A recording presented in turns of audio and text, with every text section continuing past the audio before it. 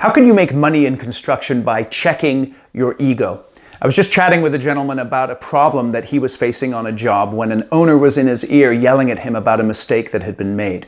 And he overcame that issue and as a result of that was able to win a lot more work with the furious owner by doing three simple things. Number one, he checked his ego. That's the most important thing. And the way he did it practically was by saying this: I might be wrong.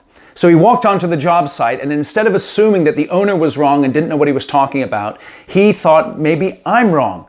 And as a result of that, he then listened to what the owner had to say, and while listening, understood that he actually was wrong and that he had made a mistake and it was his job to fix it. And that's the third thing there, right? So you check your ego, you listen, and then you understand the business that you're in. The business you're in construction is solving people's problems. And so he was there to solve the problem of the customer. Now, the job he was working on was only worth $10,000. But as a result of dealing with that issue, he got an additional $100,000 worth of work with that owner.